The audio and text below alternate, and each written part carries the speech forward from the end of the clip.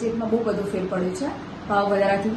રસોડાનું જે બજેટ હોય ને આપણે ધારીએ 15-20માં પતતું હોય તો ના પતે, એના 2-5 હજાર સીધા વધી જાય છે. એટલે એમાં શું કહેવાય કે કરકસર કરવી યા બચત કરવી એ વસ્તુ તો પોસિબલ જ નથી, બરાબર. કારણ કે ઇન્કમ તો સેમ જ રહેશે, ઇન્કમ વધવાની નથી. પણ આમાં તકલીફ લેડીઝોને પડશે. બસ આ જ વસ્તુ કે આનો ભાવ વધારો ના થાય તો વધારે સારું. યુદ્ધની અસર દેખાઈ રહી છે એના કારણે? ના, મારા ખ્યાલ પ્રમાણે તો આ યુદ્ધની અસર છે ને, એ બધી એની જ અસર છે. યુદ્ધની અસર નથી. કારણ કે અમે ન્યૂઝમાં જોઈએ છીએ, બતાવે છે એવી રીતે કે બોટલ નથી આવતી, એવું નથી કે બહારથી બોટલ નહીં આવતી, એ તો છે જ, પણ પર્યાપ્ત માત્રામાં અહીંયા સુધી પહોંચતી નથી, એનો ભાવ વધારો બતાવે છે. વસ્તુ એની જ છે, યુદ્ધની કોઈ વસ્તુ આને લગતી નથી.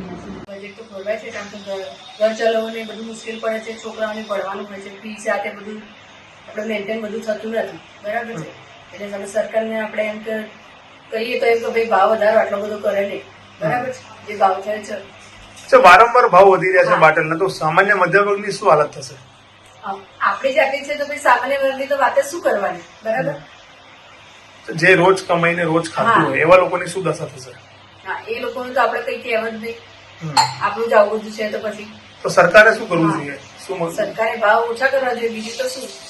ગેસની બોટલનો ભાવ પહેલા 929 રૂપિયા હતો, હવે 950 રૂપિયા ભાવ થયો છે. આવી રીતના જો સતત ભાવ વધારો થયા કરશે તો અમારે આગળ બજેટમાં બી પ્રોબ્લેમ થશે.